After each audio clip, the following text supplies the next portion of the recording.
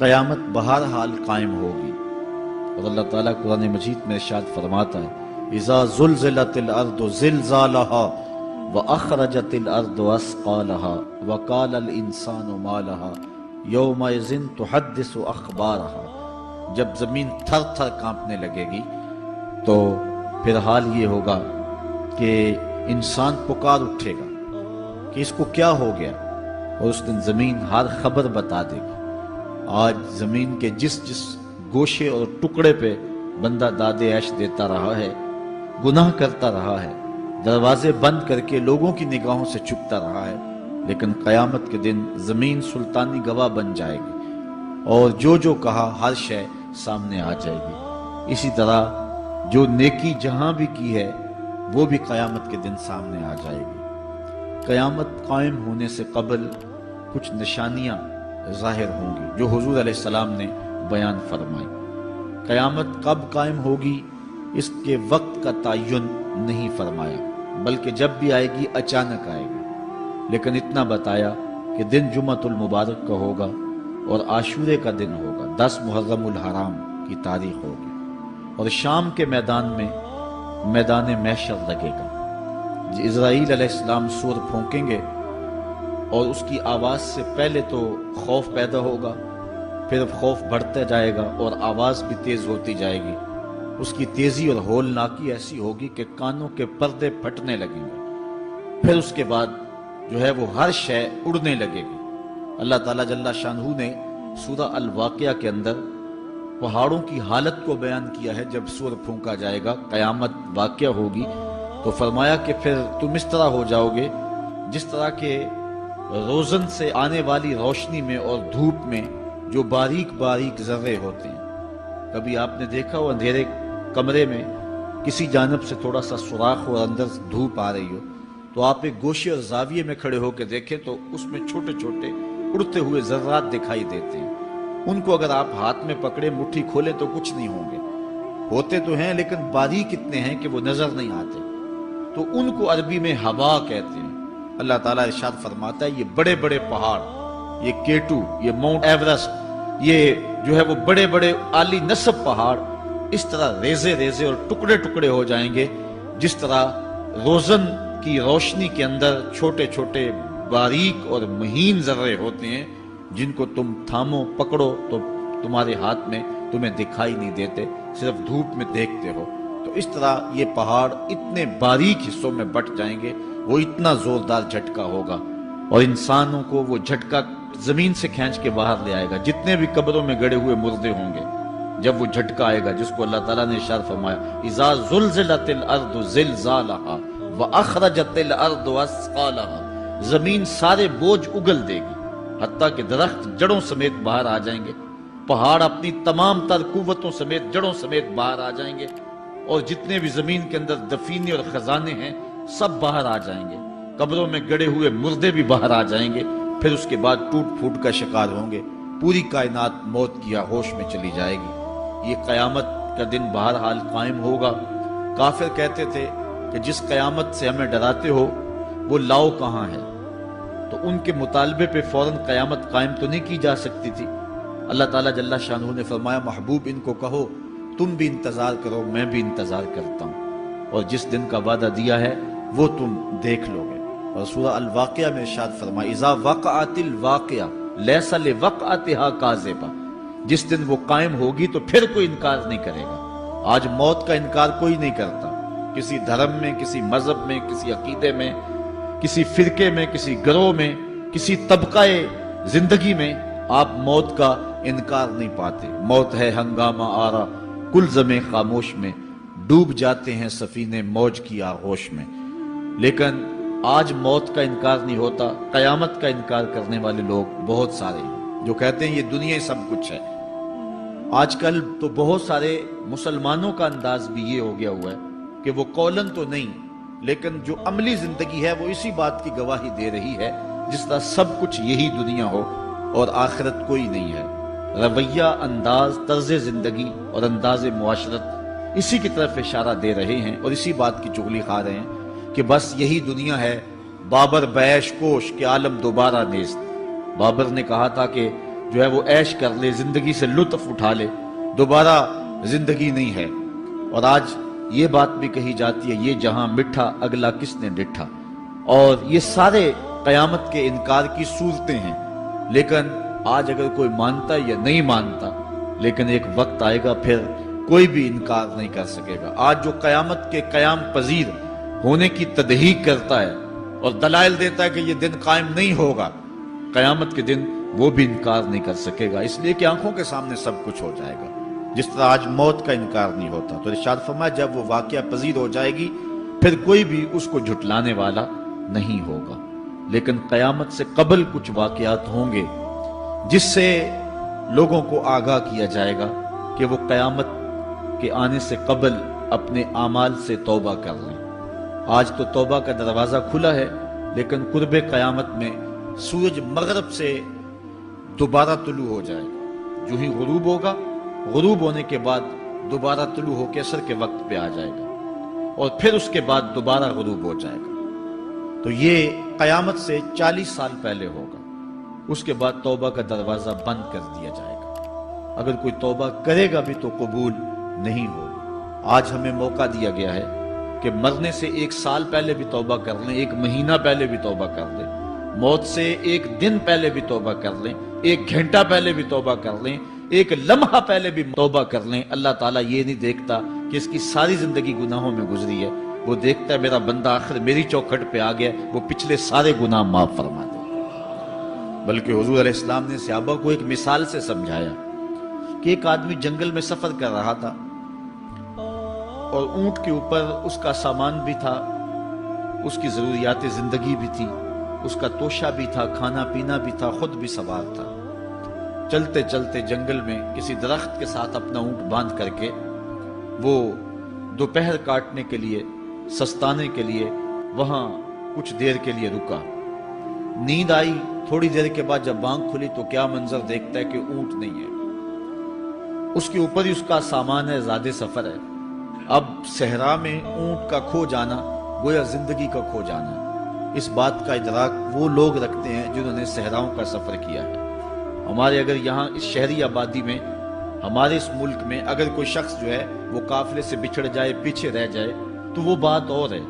یہاں انسانی آبادی ہے، اور جنگلوں میں، صحراؤں میں جہاں کئی 100 میل تک کوئی انسانی اور حیوانی آبادی نظر نہیں آتی، تو وہاں سواری کا اور توشہ سفر کا جو ہے وہ ہٹ جانا اور جدا ہو جانا اور گم جانا، یہ سیدھی سیدھی موت ہے۔ اب اس نے دائیں بائیں بھاگ کر کے دیکھا کہ اونٹ کہیں ملے، لیکن اونٹ نہیں ملا، تو وہ دوبارہ آ کے اس درخت کے ساتھ ٹیک لگا کے بیٹھ گیا موت کے انتظار میں کہ اب توشہ سفر بھی گیا، سامان سفر بھی گیا، سواری بھی گئی، اور یہاں کوئی انسانی آبادی بھی نہیں ہے، تو اب موت کا ہی انتظار ہے۔ تو وہ موت کے انتظار میں بیٹھ گیا۔ اچانک اس کو نیند آ گئی، تھوڑی دیر کے بعد آنکھ کھلی تو اس نے کیا منظر دیکھا کہ اونٹ جو ہے وہ اس کے پاس کھڑا ہوا ہے اور ماں ساز و سامان کھڑا ہوا ہے۔ تو پھر اس کو اتنی خوشی ہوئی، اونٹ کیا ملا، زندگی مل گئی۔ اس نے کہا اللہم انت عبدی وانا ربک، اے اللہ تو میرا بندہ اور میں تیرا رب۔ کہنا اس نے یہ تھا، اے اللہ میں تیرا بندہ اور تو میرا رب، لیکن فرحت و مسرت سے، وفور خوشی سے اس کی زبان بل کھا گئی، اور اسے خوشی میں ہوش ہی نہ رہا کہ میں کیا کہہ رہا ہوں۔ وہ کیا کسی نے کہا تھا کہ جب بھی تیری قربت کے امکان نظر آئے ہم اتنے خوش ہوئے کہ پریشان نظر آئے، یا وہ کسی نے کہا تھا کسی کے آنے سے ایسے ہوش اڑے ساقی کے، شراب سیخ پہ ڈالی اور بوتل میں کباب۔ تو کبھی ایسا بھی ہو جاتا ہے کہ انسان وفور مسرت کے اندر جو کہنا ہوتا ہے اس کے برعکس کوئی بات کہہ دیتا ہے، یہ اس کی خوشی کی انتہا کی کیفیت ہے۔ تو اس نے کہا اللہم انت عبدی وانا ربک، اے اللہ تو میرا بندہ اور جو ہے وہ میں تیرا رب۔ یہ جوش مسرت سے یہ بات اس کے منہ سے نکلی۔ حضور نے صحابہ کو فرمایا صحابہ بتاؤ اس بندے کو کتنی کو خوشی ہوئی ہے؟ صحابہ نے عرض کی حضور بہت زیادہ خوشی ہوئی ہے۔ تو حضور علیہ السلام نے فرمایا جب کوئی بندہ توبہ کر کے مالک کی دہلیز پہ پلٹ آتا ہے اللہ تعالیٰ اس سے بھی زیادہ خوش ہوتا ہے کہ یہ میرا بندہ میری دہلیز پہ آ گیا، یہ توبہ کے دروازے پہ آ گیا۔ تو اس لیے قیامت سے قبل توبہ کا دروازہ کھلا ہوا ہے، لیکن 40 سال قبل توبہ کا دروازہ بند ہوگا، سورج مغرب سے طلوع ہوگا، پھر کوئی توبہ کرنا چاہے گا بھی، بلکہ ہر کوئی توبہ کرنا چاہے گا، لیکن پھر توبہ جو ہے وہ قبول نہیں ہوگی۔ اس طرح اور بہت سارے واقعات قیامت سے قبل جو ہیں وہ ظاہر ہوں گے، جن کی نشاندہی حضور نبی رحمت صلی اللہ علیہ وسلم نے فرمائی ہے۔ حضرت حذیفہ بن اسید انصاری رضی اللہ تعالی عنہ فرماتے ہیں کہ حضور تشریف لائے اور ہم کسی امر میں بات کر رہے تھے، تو حضور علیہ السلام نے ارشاد فرمایا کہ تم کس چیز کا تذکرہ کر رہے ہو؟ تو ہم نے عرض کی حضور ہم قیامت کے بارے میں ذکر کر رہے ہیں۔ تو حضور علیہ السلام نے ارشاد فرمایا کہ قیامت اتنی دیر تک قائم نہیں ہوگی جب تک یہ نشانیاں پوری نہ ہو لیں۔ ان میں سے ایک حضور نے دھوئیں کا ذکر فرمایا، دوسرا دجال کا تذکرہ کیا، تیسرا دابت الارض یعنی یاجوج اور ماجوج کا تذکرہ کیا کہ وہ نکلیں گے، اس طرح سورج کا مغرب سے نکلنا اس کا ذکر کیا، حضرت عیسیٰ علیہ السلام کے نزول کا ذکر کیا۔ اسی طرح حضور علیہ السلام نے زمین کا 3 جگہوں سے بیٹھ جانے کا ذکر کیا، ایک مشرق میں، ایک مغرب میں اور ایک جزیرہ عرب میں، زمین دھنس جائے گی نیچے، اس کا ذکر کیا۔ اور یمن کی جانب سے ایک آگ نکلے گی جو لوگوں کو دھکیل کر کے شام کے میدان میں لے آئے گی، اس کا تذکرہ کیا۔ فرمایا جب تک یہ نشانیاں پوری نہیں ہو جاتی اتنی دیر تک قیامت قائم نہیں ہوگی۔ تو یہ قیامت کے آنے سے قبل جو ہیں وہ نشانیاں ہیں جو ظاہر ہوں گی۔ اس کے علاوہ قیامت آنے سے کچھ اس سے بھی پہلے نشانیوں کا ظہور ہوگا، جس کا ذکر حضور نبی رحمت صلی اللہ علیہ وسلم نے ارشاد فرمایا۔ حدیث جبریل اس پہ بہت معروف ہے، جس کو حضرت عمر بن خطاب رضی اللہ تعالیٰ عنہ روایت کرتے ہیں۔ آقا کریم علیہ السلام کی خدمت میں کہتے ہیں ہم حاضر تھے کہ ایک شخص آیا کہ جس کے سیاہ کالے بال تھے اور سفید رنگ کا اس نے لباس پہنا ہوا تھا، اہل مدینہ سے وہ تھا نہیں، اور اس کے چہرے پر، لباس پر، بشرے پر آثار سفر بھی ظاہر نہیں تھے۔ اگر مقامی ہوتا تو ہم جانتے ہوتے، اور اگر باہر سے آیا ہوتا تو اس کے چہرے پر، لباس پر جو ہے وہ سفر کے آثار ہوتے۔ اس زمانے میں اس طرح کے سفر تو نہیں تھے آسانی اور سہولت والے، تو جو بھی سفر کر کے دور سے آتا تو اس کا چہرہ بتاتا یہ مسافر ہے۔ تو کہا مسافر لگتا نہیں تھا اور اہل مدینہ سے تھا نہیں، ہم پریشان تھے کہ یہ کون ہے، لیکن وہ آیا اور حضور علیہ السلام کی خدمت میں اپنے زانو بچھا کر کے بیٹھ گیا۔ فَأَسْنَدَ رُكْبَتَيْهِ إِلَىٰ رُكْبَتَيْهِ، اپنے دونوں گھٹنے اس نے حضور علیہ السلام کے گھٹنوں سے جوڑے اور حضور کی خدمت میں یوں ادب سے بیٹھ گیا۔ پھر اس نے حضور علیہ السلام سے اسلام کے بارے میں پوچھا، حضور علیہ السلام نے جواب دیا۔ پھر اس نے کہا بالکل آپ نے سچ فرمایا ہے۔ ہم حیران ہوئے، خود ہی سوال کرتا ہے، خود ہی تصدیق کرتا ہے۔ پھر اس نے حضور سے ایمان کے بارے میں پوچھا، حضور نے کچھ ارشاد فرمایا ایمان یہ ہے، تو اس نے کہا بالکل صدقتا، آپ نے سچ کہا ہے۔ تو ہم پھر حیران ہوئے کہ خود ہی یہ سوال پوچھ رہا ہے اور خود ہی اس کی تائید کر رہا ہے۔ پھر اس نے احسان کے بارے میں پوچھا، تو حضور علیہ السلام نے اس کو جواب دیا کہ احسان یہ ہے کہ اللہ کی عبادت اس طرح کرے کہ تو اسے دیکھ رہا ہے، اور اگر یہ کیفیت نہیں ہے تو کم از کم یہ کیفیت پیدا کر لے کہ وہ تجھے دیکھ رہا ہے۔ اس نے کہا آپ نے سچ کہا۔ پھر اس کے بعد اس نے کہا مجھے اب قیامت کے بارے میں بتائیں۔ حضور علیہ السلام نے فرمایا جو ہے وہ مسئول سائل سے عالم نہیں ہے۔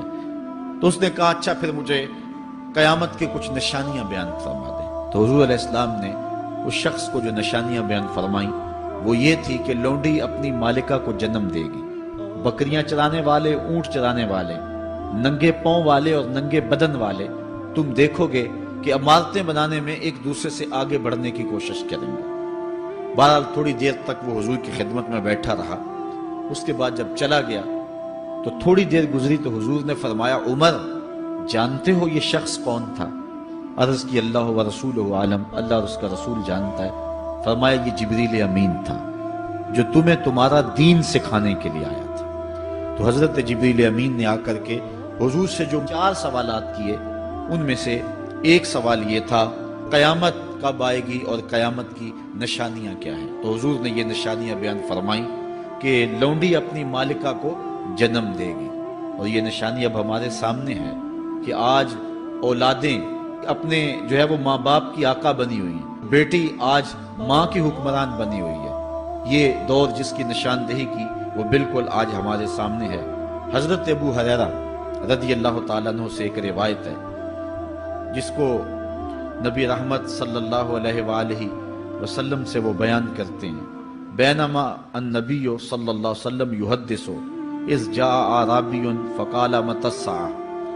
حضرت ابو ہریرہ فرماتے ہیں کہ ہم حضور کی خدمت میں بیٹھے ہوئے تھے، ایک شخص حاضر ہوا، اس نے حضور سے کہا کہ حضور قیامت کب آئے گی؟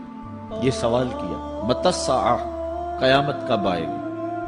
آقا کریم علیہ السلام نے اس کو جواب دیا، اذا ضیعت الامانہ فانتظر الساعہ، جب امانت کو ضائع کر دیا گیا تو سمجھ لے قیامت آ گئی۔ جب امانت کو ضائع کر دیا جائے گا تو سمجھ لے قیامت آ گئی ہے۔ قال کیف اضاعتها، عرض کی حضور امانت کو ضائع کرنا کیا مفہوم رکھتا ہے، اس کا مطلب کیا ہے؟ تشریح پوچھی حضور سے، تو حضور علیہ السلام نے جو جواب دیا وہ سماعت کیجئے۔ قال اذا وسد الامر الى غیر اہلہ فانتظر الساعہ، فرمایا جب معاملات نااہل لوگوں کے سپرد کر دیے جائیں تو سمجھ لے کہ قیامت آ گئی۔ جب مسندوں کے اوپر مسندوں کے حقدار نہیں ہوں گے، جب زاغوں کے تصرف میں عقابوں کا نشیمن آ جائے گا، جب تخت و تاج کے مالک غدار، بے دین اور نااہل لوگ ہوں گے، جب تخت و تاج کی حکمرانی اور مسلح و امامت کے مسند کے اوپر بیٹھنے والے بھی نااہل ہوں گے، تو پھر سمجھ لینا کہ قیامت جو ہے وہ ظاہر ہو رہی ہے، اور قیامت کا پھر انتظار کرنا۔ آج جس زمانے سے ہم گزر رہے ہیں، ہم ذرا نظر اٹھا کر کے دیکھیں تو جس بھی منصب پر ہم کسی شخص کو دیکھتے ہیں، الا ماشاءاللہ کثیر تعداد یہی ہے کہ نااہل لوگ جو ہیں وہ عالی مرتبت مناصب کے اوپر بیٹھے ہوئے ہیں، جو کہ ان کے حقوق کو اور ان کے انتظام کو بھی نہیں جانتے، جو اس مسند کے تقاضوں سے بھی آگاہ نہیں ہیں، وہ بھی اس مسند کے اوپر بیٹھے ہوئے ہیں۔ ایک زمانہ تھا، یہ ہمارے بچپن کی کہانی ہے، کہ ایک مرتبہ اسمبلی میں بحث ہوئی آبپاشی کے بارے میں، کہ فصلوں تک معقول پانی نہیں پہنچتا اور جو ہے وہ فصل اچھے طریقے سے جو ہے وہ نہیں اگ پا رہی، اور ہمارا ملک زرعی ملک ہے، تو اس کے بارے میں سوچا جائے۔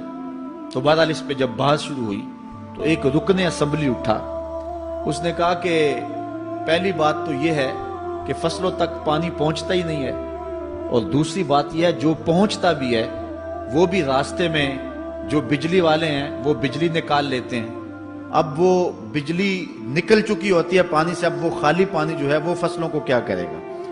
تو جب نااہل لوگ ایسی مسندوں کے اوپر اور ایسے مناصب کے اوپر بیٹھے ہوئے ہوں گے اور ہم لوگ ان کو منتخب کرتے ہیں، تو پھر آپ قیامت کا انتظار کیجئے، پھر قیامت آنے میں کوئی دیر نہیں ہے۔ تو حضور علیہ السلام نے دو لفظوں کے اندر قیامت کے بارے میں یہ بات ارشاد فرما لی۔ یہ میں نے آپ کو اپنے بچپن کی کہانی سنائی ہے، لیکن اس دور کی کوئی ایک کہانی ہو تو میں آپ کے سامنے رکھوں۔ اس دور میں تو جو عالی مرتبت مناصب کے اوپر بیٹھے ہوئے انہیں سورہ فاتحہ تک نہیں آتی، سورہ اخلاص تک نہیں آتی ہے، تو اب بتاؤ کہ یہ قیامت کے قرب کی علامت ہے کہ نہیں ہے؟ آپ دیکھیں جس تخت پہ بھی، جس تاج پہ بھی، اور جس مسند اور منصب پہ بھی جو موجود ہے، کیا وہ اس کا حق ادا کر سکتا ہے یا اس کی اہلیت رکھتا ہے؟ وہ کیا کسی شاعر نے کہا تھا کہ ہر شاخ پہ الو بیٹھا ہے، انجام گلستاں کیا ہوگا؟ اور رومی نے اپنے زمانے میں کہا تھا کہ سگ وزیرو گرگ میرو موشرا درباں شود، این ارکان سلطنت ملک را ویراں شود۔ یہ ایک دردناک کہانی ہے، لیکن قیامت کی نشانیوں کے حوالے سے آپ اس بات کو سمجھیں اور حضور علیہ السلام کے فرمان کی روشنی کے اندر ہم اپنے حالات کا جائزہ لیں۔ حضرت انس رضی اللہ تعالی عنہ سے ایک روایت ہے، کہتے ہیں سمعت رسول اللہ صلی اللہ علیہ وسلم یقول، میں نے حضور علیہ السلام کو فرماتے ہوئے سنا ہے۔ یہ حضرت انس رضی اللہ تعالیٰ عنہ وہ صحابی ہیں جنہوں نے 10 سال تک حضور کی نوکری کی ہے، اور کہتے ہیں 10 سال میں ایک بار بھی ایسا نہیں ہوا کہ حضور نے مجھے اف بھی کہا ہو۔ کہتے ہیں کبھی ایسا ہوتا کہ میرے ہاتھ سے کوئی برتن ٹوٹ جاتا، ازواج مطہرات جو ہیں وہ اس پہ ناراض ہونے لگتی تو حضور علیہ السلام روک دیتے، فرماتے اسے کچھ نہ کہو، اس برتن کی عمر ہی اتنی لکھی ہوئی تھی، یہ اتنے عرصے کے لیے ہی پیدا کیا گیا تھا۔ تو آقا کریم علیہ السلام نے جو ہے وہ ازواج مطہرات کو بھی روکا کہ وہ مجھے جھڑکے نہ۔ خدم تو رسول اللہ صلی اللہ علیہ وآلہ وسلم 10 سنین، میں نے پورے 10 سال حضور کی نوکری کی ہے۔ بلکہ جب آپ کہیں گے کہ حضور کے خادم کا نام کیا ہے، سارے صحابی حضور کے خادم ہیں، لیکن نام حضرت انس رضی اللہ تعالی عنہ کا آئے گا، یہ حضور علیہ السلام کے خادم خاص ہیں، اور حضور سے بہت ساری باتیں انہوں نے سنی ہیں۔ تو ان باتوں میں سے ایک بات کہتے ہیں، سمیت رسول اللہ صلی اللہ علیہ وسلم یقولو، میں نے رسول کریم صلی اللہ علیہ وسلم کو کہتے ہوئے سنا، ان من اشراط الساعۃ ان یرفع العلم، قیامت کی نشانیوں میں سے ایک نشانی یہ ہے کہ علم اٹھا لیا جائے گا، جہالت پھیل جائے گی، علم اٹھا لیا جائے گا۔ آج لفظ زیادہ ہو گئے، انفارمیشن زیادہ ہو گئی ہے، لیکن جس کو علم کہا جاتا ہے، جو مومن کے سینے کا جمال اور نور ہے، آج وہ اٹھا لیا گیا ہے۔ آج لوگ کہتے ہیں جی جتنا علم آج ہے اتنا علم پہلے تو نہیں تھا۔ آج کوئی غزالی دکھاؤ، کوئی رازی دکھاؤ، کوئی رومی دکھاؤ، کوئی احمد بن حنبل جیسا شخص دکھاؤ، کوئی محمد بن حسن شیبانی جیسا شخص دکھاؤ، کوئی امام ابو حنیفہ کے نالین کی خاک جیسا شخص بھی دکھاؤ، تو یہ ایک غلط بات ہے کہ جی پہلے زمانے میں اتنا علم نہیں ہوتا تھا، اب علم بہت زیادہ ہو گیا، جی علم بہت زیادہ پھیل گیا۔ علم نہیں پھیلا ہے، یہ چند معلومات ہیں، انفارمیشن کا دور ہے، اور خبریں ہیں۔ جو علم ہے، جو کہ مومن کے سینے کا جمال ہے اور باطن کا نور ہے، جو زندگی کی راہوں کو اجالتا ہے اور زمانے کو مالک کی دہلیز کے قریب کرتا ہے اور انسان کو انسانیت سکھاتا ہے، وہ علم جو ہے وہ اٹھتا چلا جا رہا ہے۔ اور حضور سے پوچھا گیا کہ حضور علم سینوں سے اچک لیا جائے گا، سینوں سے کھینچ لیا جائے گا؟ فرمایا نہیں، علماء اٹھا لیے جائیں گے۔ جب علماء فوت ہو جائیں گے تو ان کی جگہ اس درجے کے لوگ نہیں آئیں گے، پھر زوال پذیر سلسلے ہوتے چلے جائیں گے، علم اٹھا لیا جائے گا۔ جب سینے علم سے خالی ہو جائیں گے تو پھر قیامت آ جائے گی۔ اس لیے حضور علیہ السلام کا فرمان ہے، کائنات کی ہر شے علماء کی زندگی کی دعائیں مانگتی ہے، حتی الحیتان فی البحر، یہاں تک کہ سمندروں اور دریاؤں کے اندر مچھلیاں بھی علماء کی زندگی کی دعائیں مانگتی ہیں۔ انہیں پتا ہے علماء ہیں تو کائنات مارز وجود میں آئی تو موجود رہے گی، اگر علماء نہیں ہوں گے تو کائنات جو ہے وہ بالکل قیامت کا شکار ہو جائے گی۔ تو پہلی چیز حضور نے ارشاد فرمایا، ان یرفع العلم، علم اٹھا لیا جائے گا، ویکثر الجہل، اور جہالت عام ہو جائے گی۔ علم کی جگہ جو ہے وہ جہالت عام ہو جائے گی۔ آج علماء نہیں رہے ہیں، آج ہم جو ہے وہ انحصار کرنے لگے ہیں چند ٹیلی ویژن چینلوں پہ، اور اس کا نتیجہ کیا ہے کہ مختلف چینلز کے اوپر بیٹھے بہت سارے لوگ گمراہی پھیلا رہے ہیں۔ یہ ایک الگ داستان ہے، ایک الگ کہانی ہے کہ کس طرح سے علم کا گلا گھونٹا جا رہا ہے اور کس طرح جو ہے وہ لوگوں کو گمراہ کیا جا رہا ہے۔ یہ جہالت کی کثرت ہے۔ اور تیسری بات جو حضور نے ارشاد فرمائی، وَيَكْثُرَ الزِّنَا، زنا عام ہو جائے گا۔ نظر کا زنا یہ تو اس زمانے کے اندر برا رہا ہی نہیں ہے، لوگ اس میں کوئی آر ہی نہیں سمجھتے۔ کسی کی بہن اور بیٹی کو دیکھنا اور اپنی آنکھوں کو شہوات سے بھرنا، یہ بندہ محسوس ہی نہیں کرتا ہے۔ حضور علیہ السلام نے ارشاد فرمایا، من زنا زنیا بہی ولو بہی تان دارہی، جس نے زنا کیا یہ عمل اس کے گھر بھی لوٹے گا، اگرچہ وہ اپنی دیواریں اونچی اونچی کیوں نہیں کر لیتا۔ اگر آج کوئی کسی کی بہن بیٹی پر اپنی نظروں کو غلیظ کرتا ہے تو وہ یہ کیسے کہہ سکتا ہے کہ میری بہن اور میری بیٹی کسی کی گندی نظروں کا شکار نہیں ہوگی؟ یہ مقافات عمل ہے۔ گندم از گندم بروید جو سے جو، از مقافات عمل غافل مشو۔ اس لیے بدکاری پھیل جائے گی، نظر کی بدکاری اور ہر طرح کی بدکاری، اور یہ اتنا برا اور کبھی کام ہے کہ اللہ تعالیٰ جل شانہ نے قرآن مجید میں اسے کھلی بے حیائی قرار دیا ہے۔ آج میڈیا کے ذریعے، آج انٹرنیٹ کے ذریعے، اور یہ جو موبائل پیکج کی مصیبت نکلی ہے، اس سے معاشرے کا امن خراب ہو گیا اور معاشرے کے اندر حیا کا جوہر جو ہے وہ لوٹ لیا گیا ہے۔ اپنی نسلوں کی حفاظت کریں، ان کے ہاتھوں سے جو ہے وہ ناول چھینیں، اور ان کے ہاتھوں سے جو ہے وہ اس طرح کی مخرب اخلاق سیڈیز چھین لیں، اور ان کے ہاتھوں میں اللہ کا قرآن دیں اور رسول کریم علیہ السلام کی احادیث تھمائیں۔ اور ان کو راہ حق کا مسافر بنائیں۔ یہ ذمہ داری ہے والدین کی۔ کل قیامت کے دن ایک عورت 4 مردوں کو جہنم میں لے جائے گی۔ عرض کیا گیا وہ کیسے؟ فرمایا ایک عورت کو حکم ہوگا جہنم کا تو وہ عرض کرے گی مالک میرے باپ کو بلایا جائے۔ باپ کو بلایا جائے گا، یا اللہ یہ میرا باپ ہے، میں اس کی بیٹی، میری تربیت کا جوہر اس کے ہاتھ میں تھا، آج جن بدکاریوں اور گناہوں کے سبب جہنم میں جا رہی ہوں اس کا ذمہ دار یہ ہے۔ وہ باپ جس نے اپنی بیٹی کو سب کچھ دیا، اپنی اولاد کی تعلیم کے لیے اپنے پلاٹ بیچ دیے، جائیدادیں فروخت کر دی، نہیں دیا تو دین نہیں دیا، کل قیامت کے دن وہ اللہ کے حضور کیا جواب دے گا؟ ارشاد ہوگا اسے بھی پکڑو، اس کے باپ کو بھی پکڑو اور جہنم میں لے جاؤ۔ عرض کرے گی نہیں مالک میرے بھائی کو بلایا جائے۔ بھائی کو بلایا جائے گا، مالک یہ میرا بھائی ہے، میں اس کی غیرت تھی، میں جن راہوں پہ چل کر کے تیرے عتاب اور تیرے قہر و غضب کی حقدار بنی اس کا ذمہ دار یہ ہے۔ اگر یہ مجھے روکتا، اپنی آبرو کی حفاظت کرتا، اپنی ناموس کا پہرا دیتا تو میں ان راستوں کی مسافر کیسے بنتی؟ میری خرابی کا ذمہ دار یہ ہے۔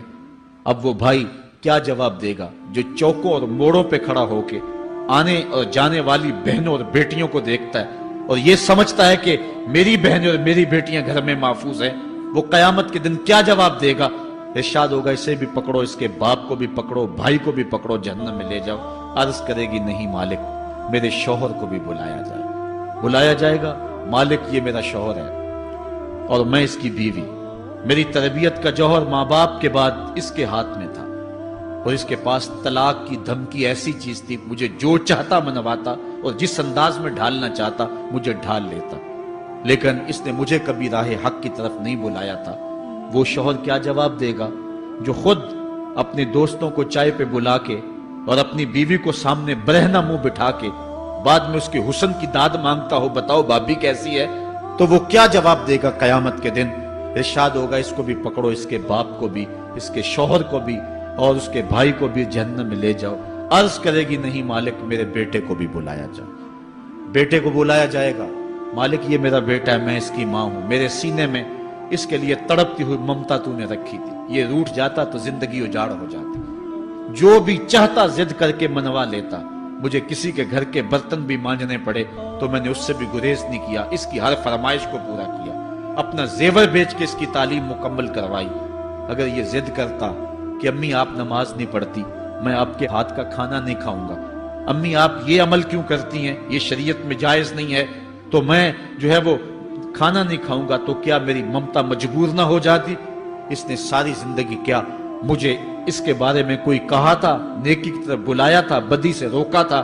جس بیٹے نے اپنی ماں سے ہر ضد پوری کروائی ہو تو اس نے صرف دین کے بارے میں کوئی ضد نہیں کی ہے، تو وہ کل قیامت کے دن کیا جواب ہوگا؟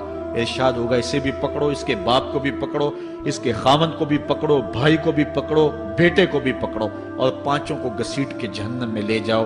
فرمایا ایک عورت 4 مردوں کو قیامت کے دن جہنم میں لے جائے گی۔ اس لیے میں اور آپ آج دیکھ لیں کہ ہمارا آخرت کا معاملہ کیا ہونے والا ہے اور ہم نے اس دنیا کے اندر کس طرح اپنی حفاظت کرنی ہے۔ چوتھی چیز جو حضور نے ارشاد فرمائی، وَيَكْثُرَ شُرْبَ الْخَمْرِ، اور شراب پینا عام ہو جائے گا۔ یہ قرب قیامت کی علامت ہے۔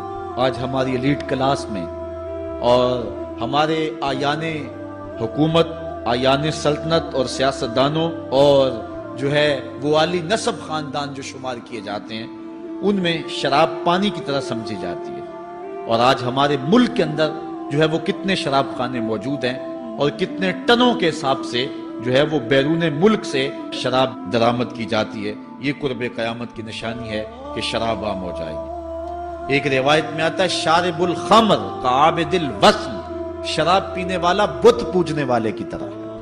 کتنا سخت فرمایا گیا، اور کل قیامت کے دن سخت رسوا ہوگا جو دنیا کے اوپر شراب پیتا رہا ہوگا۔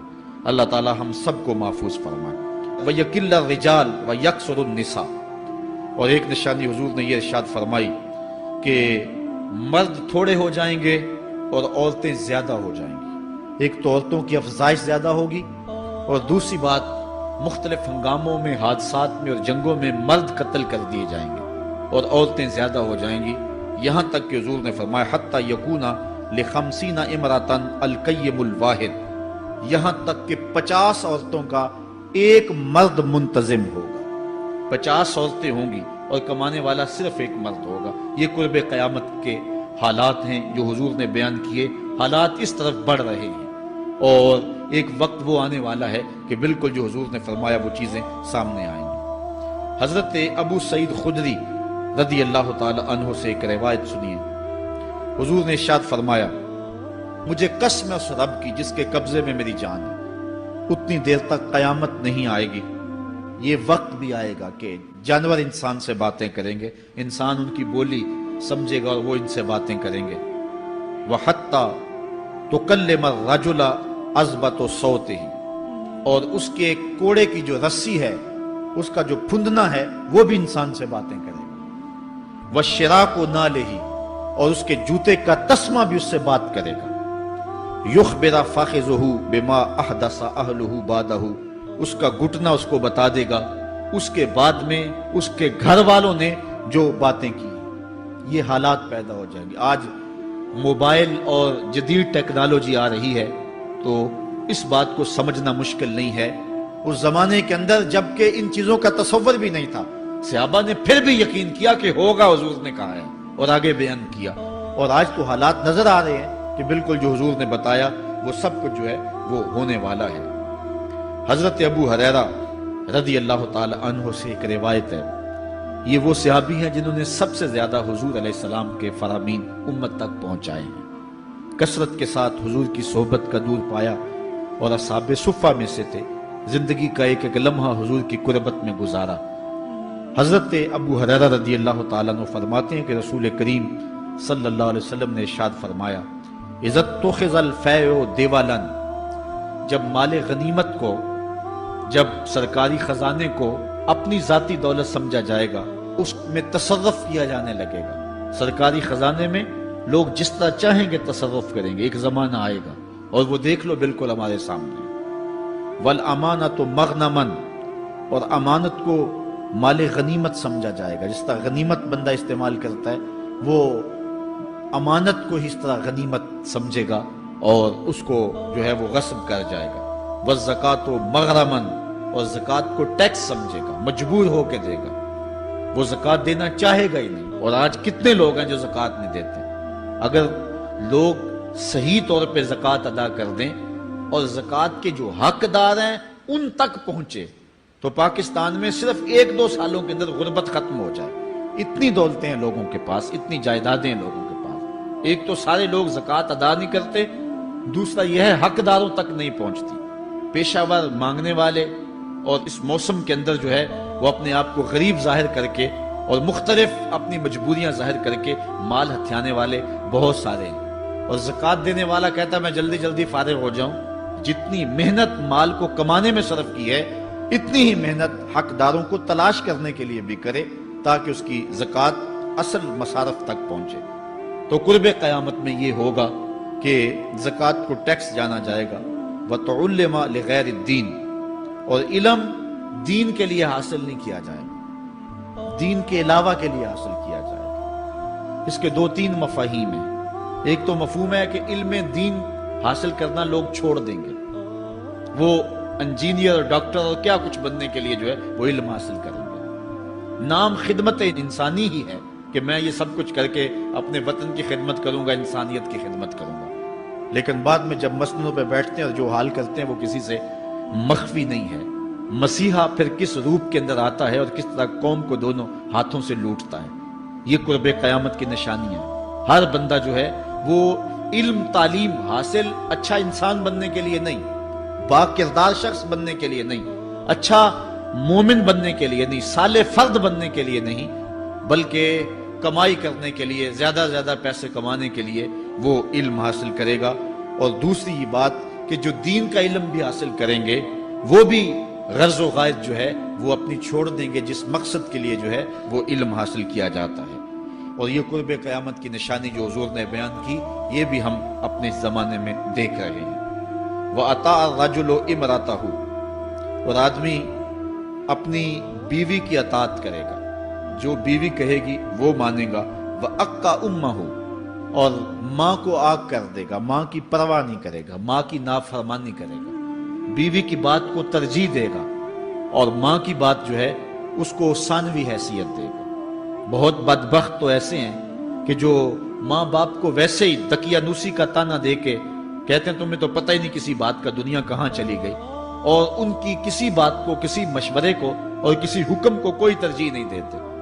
لیکن جب بیوی اور ماں دونوں کا حکم مقابلے میں آ جائے تو اس وقت وہ بیوی کے حکم کو ترجیح دیں گے۔ یہ قرب قیامت کی علامت ہے جو کہ ہم واضح طور پہ اپنے معاشرے میں دیکھ رہے ہیں۔ وَأَدْنَا صَدِيقَهُ وَأَقْصَى أَبَاهُ، دوست قریب ہوں گے، باپ دور ہوگا۔ دوستوں کو قربت دی جائے گی، ان کے ساتھ بیٹھنا اٹھنا بھی ہوگا، کھانا پینا بھی ہوگا، گپ شپ بھی ہوگی۔ دوست ایک بیل دے تو بندہ دوڑا جائے گا دوست کی پکار پہ، لیکن ماں باپ جو مرضی کہیں تو ماں باپ کی بات کو کوئی ترجیح نہیں دی جائے گی۔ یہ قرب قیامت کی نشانیوں میں سے ایک نشانی ہے، اور اس وجہ سے آج لوگ محروم ہو گئے ہیں اور گھروں میں برکت نہیں رہی۔ ماں باپ اگر کچھ کہیں، کوئی چیز لانے کے لیے بھی کہیں تو بچہ سو بہانے کرتا ہے اور دوست کی پکار پہ لبیک کہتا ہوا بھاگ اٹھتا ہے۔ وَظَهَرَتِ الْأَصْوَاتُ فِي الْمَسَاجِدِ، مسجدوں میں لڑائیاں ہوں گی، مسجدوں میں جو ہے وہ آوازیں بلند ہوں گی لڑائیوں کی، ایک دوسرے سے الجھاؤ پیدا ہو جائیں گے۔ آج ہماری مسجدوں میں پنکھا بند کرنے سے لڑائیاں شروع ہو جاتی ہیں۔ یہ بالکل آپ کے قریب ایک شہر میں ہوا ہے، ایک آدمی قتل ہو گیا صرف اس معاملے میں کہ وہ ایک کہہ رہا تھا کہ لائٹ بند کر دو، اور دوسرے نے کہا کہ میں نماز پڑھ رہا ہوں تو تم نے مجھے دیکھا نہیں، اور اس بات پہ لڑائی شروع ہوئی، حتیٰ کہ فائرنگ تک نوبت پہنچی اور ایک آدمی جو ہے وہ قتل ہو گیا۔ آپ نے اخبارات میں پڑھا ہوگا۔ تو اس طرح مسجدوں کے اندر جو ہے وہ لڑائیاں شروع ہو جائیں گی۔ یہ قرب قیامت کی نشانی ہے۔ وَسَادَ الْقَبِيلَةِ فَاسِقُهُمْ، قبیلے کا سردار سب سے فاسق اور بدتر شخص ہوگا۔ خاندان کا، قبیلے کا، برادری کا وہی سربراہ ہوگا، وہی قائد ہوگا، وہی لیڈر ہوگا، وہی پنچ ہوگا جو جتنا بڑا غنڈہ اور جتنا بڑا بدماش ہے اس کو ہی جو ہے وہ سرپرستی جائے گی۔ شرافت نام کی چیز ہی باقی نہیں رہے گی۔ شرافت کے بل بوتے پہ آگے نہ کوئی سیاست میں آ سکے گا، نہ کوئی خاندان میں آگے آ سکے گا، بلکہ اب تو حال ہی ہوا کہ اب ہماری محافل اور آراس کے اندر بھی جو مہمان خصوصی رکھے جاتے ہیں وہ بھی اس اعتبار سے نہیں رکھے جاتے کہ متقی شخص تلاش کرو جس کو مسند صدارت پہ اٹھایا جائے، جس کو مہمان خصوصی رکھا جائے۔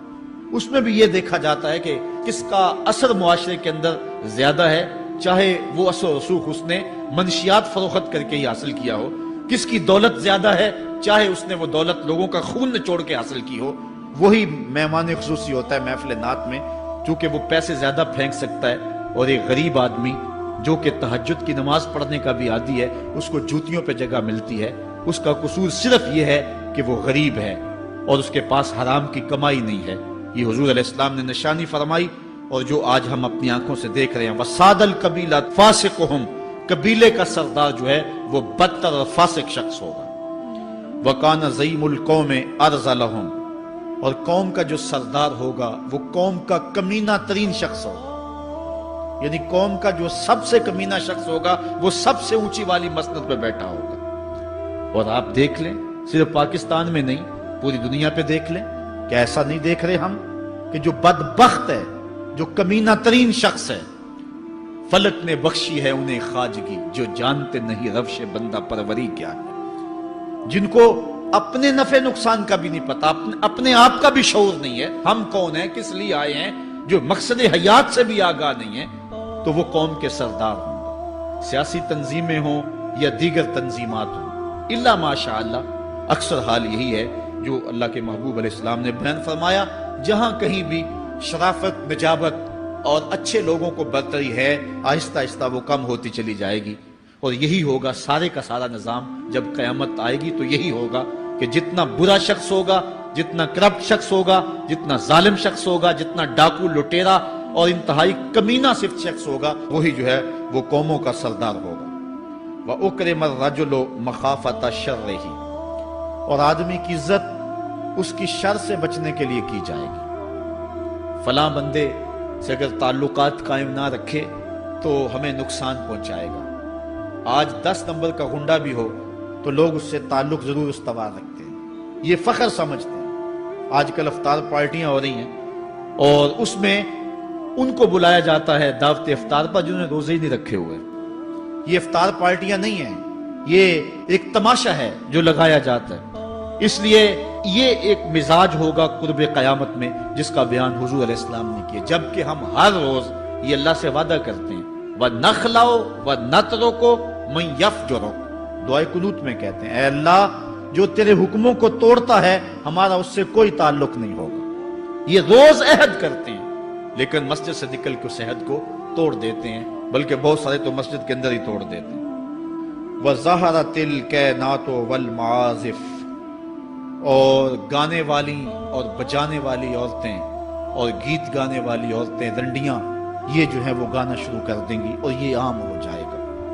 اب تو حد ہو گئی کہ مذہب کے نام سے بھی یہ سب کچھ ہو رہا ہے۔ یہ شام کلندر کے نام سے جو پورے ملک کے اندر ایک جو ہے تقریب شروع ہوئی ہے، اس میں جو ہے ان عورتوں کو بلایا جاتا ہے اور لکھا ہوتا ہے باقاعدہ اشتہاروں کے اوپر کہ فلاں جو ہے وہ گانے والی آئے گی اور وہ جو ہے وہ اپنا کلام پیش کرے گی، اور یہ مذہب کے نام پہ ہو رہا ہے۔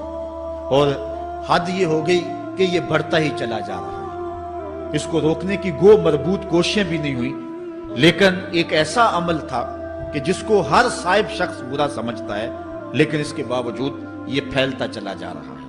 اور جو کچھ معاشرے میں ہو رہا ہے وہ حضور علیہ السلام نے پہلے ہی نشاندہی کی۔ وَشُرِبَتِ الْخُمُورُ، اور شرابیں پی جائیں گی، رنڈیاں ناچیں گی، گانے گائیں گی اور شرابیں پی جائیں گی۔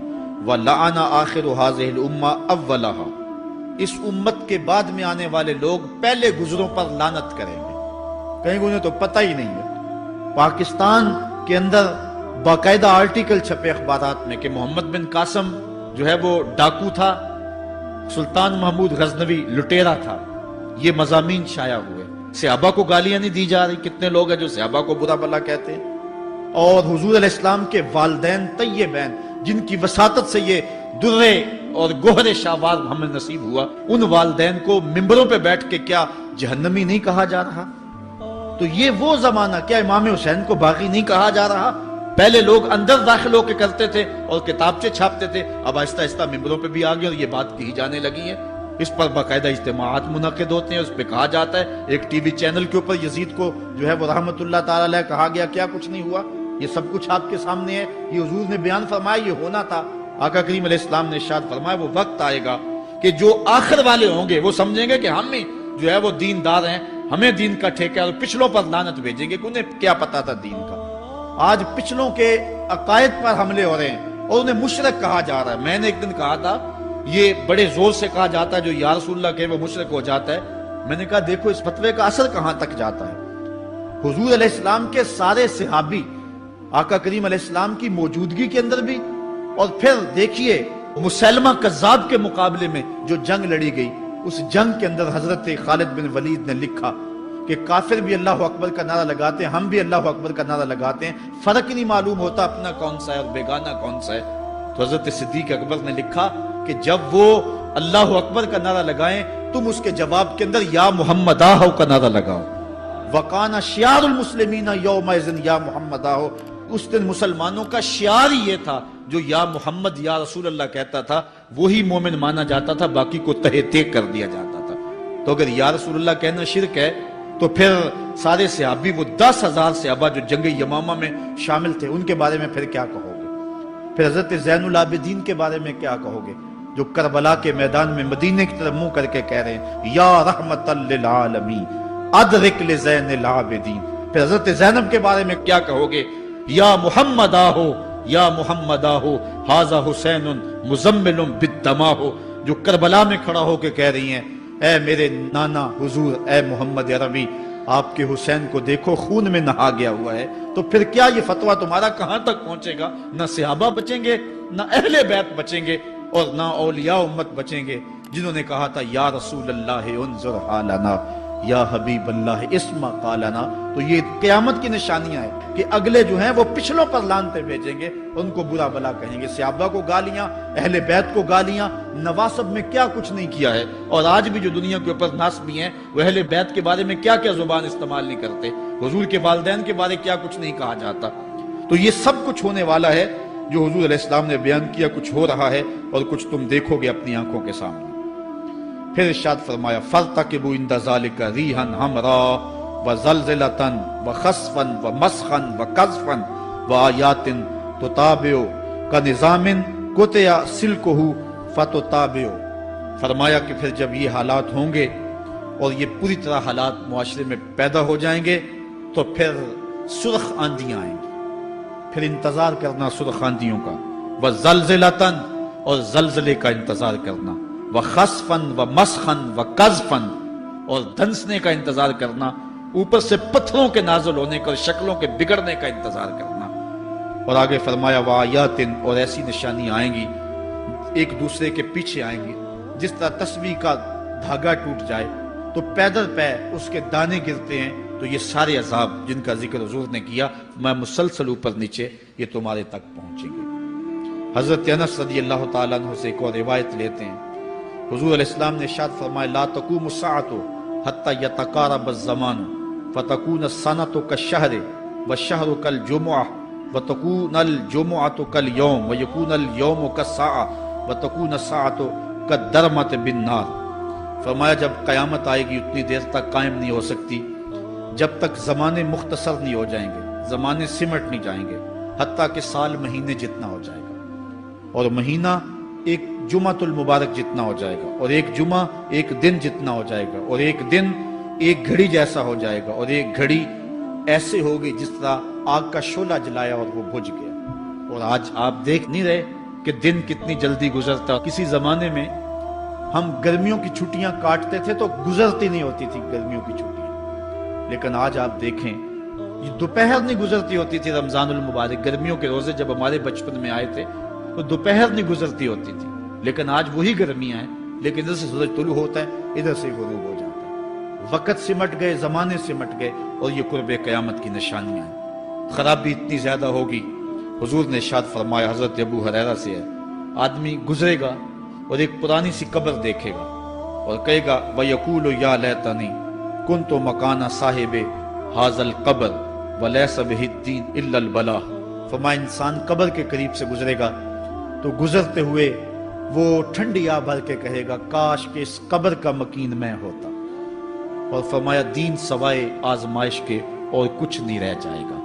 یہ قرب قیامت کی وہ نشانیاں ہیں جو حضور علیہ السلام نے بیان کی۔ ایک اور نشانی حضور علیہ السلام نے بیان فرمائی کہ قرب قیامت کے اندر دین کا کام بھی درہم و دینار سے ہوگا۔ اس کے دو مفاہیم ہیں، ایک مفہوم تو یہ ہے کہ دین کا کام کرنے والے بھی پیسے ٹگے کے بغیر جو ہے وہ ایک قدم نہیں چلیں گے۔ کیا آج 2-2 3-3 لاکھ روپے نعت پڑھنے کے نعت خواں وصول ہم سے نہیں کر رہے؟ اور آج جو ہے وہ کیا دین کوڑیوں کے عوض بیچا نہیں جا رہا؟ آج گھر نکلنے سے قبل طے نہیں کیا جاتا کتنے اب دو گے، کتنے واپسی پہ دو گے اور کتنے اوپر نچھاور کرو گے؟ دین کیا کوڑیوں کے عوض اور پیسے کے عوض بیچا نہیں جا رہا؟ ایک اس کا مفہوم یہ ہے، اور دوسرا مفہوم اس کا یہ ہے قرب قیامت میں اگر کوئی دین کا کام کرنا بھی چاہے گا تو درہم و دینار کے بغیر نہیں ہو سکے گا، یعنی اس کو ضرورت ہوگی کہ میرے پاس مال ہو، حالات ہوں اور میں دین کا کام کروں۔ اگر اس کے پاس حالات نہیں ہوں گے تو دین کا کام اس کے لیے کرنا مشکل ہو جائے گا۔ جس طرح کسی زمانے میں علماء برگد کی چھاؤں میں بیٹھ کے اور لوگ ان کے پاس بھی آ گئے، کوئی وسائل کی ضرورت نہیں تھی، وہ پڑھا سکتے تھے، لوگ بیٹھ گئے۔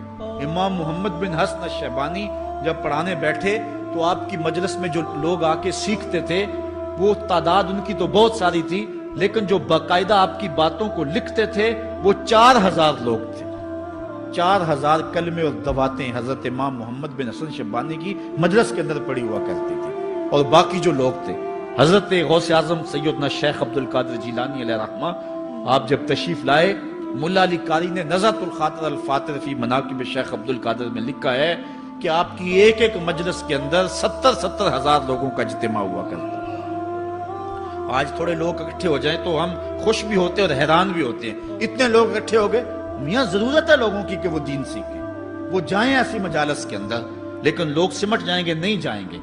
وسائل کی ضرورت ہوگی، وہ برگد کے درخت کے نیچے بیٹھ کر کے بھی لوگ جو ہیں وہ علم کا چراغ روشن کرتے تھے۔ جب لارڈ میکالے نے نصاب تعلیم مرتب کیا اور درس نظامی کو اور جو ہے عصری علوم کو الگ کر دیا، تو یہ علماء ہی تھے کہ جنہوں نے برگد کے درخت کے نیچے، پیپل کے درخت کے نیچے بیٹھ کر کے علم کے چراغ کو روشن رکھا۔ لیکن آج اگر تم ایسا کرنا چاہو گے تو کیا ممکن ہوگا کہ اس چراغ کو تم روشن رکھ لو؟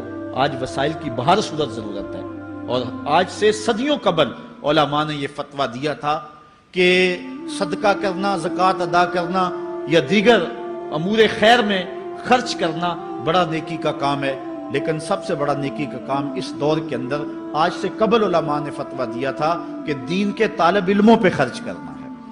ان پہ اگر خرچ کریں گے تو یہ وہ ایک ایسا موقع ہے کہ جس سے آپ جو ہے وہ حقدار تک حق بھی پہنچا لیں گے اور اس سے دین کو بھی تقویت ہوگی۔ آفاق کے ہر ہر گوشے میں قرآن سنا کر دم لینا،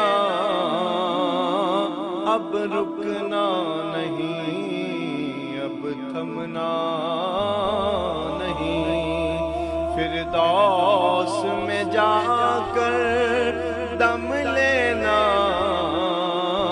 آفاق کے ہر ہر گوشے میں قرآن سنا کر دم لینا، اب رکنا نہیں، اب تھمنا نہیں۔ بسم اللہ الرحمن الرحیم۔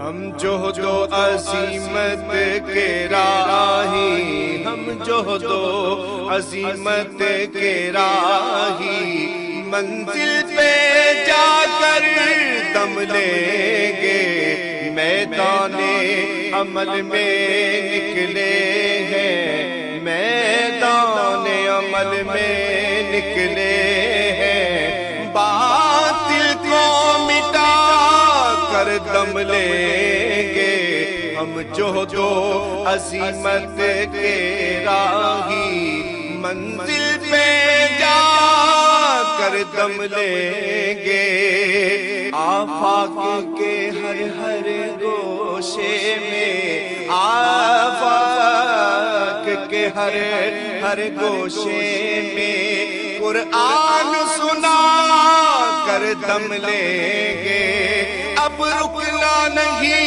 اب تھمنا نہیں، اب رکنا نہیں، اب تھمنا نہیں، فردوس میں جا کر دم لیں گے، ہم جوہد و عظیمت کے راہی، منزل پہ جا کر دم لیں گے، میدان عمل میں نکلے ہیں، باطل کو مٹا کر دم لیں گے۔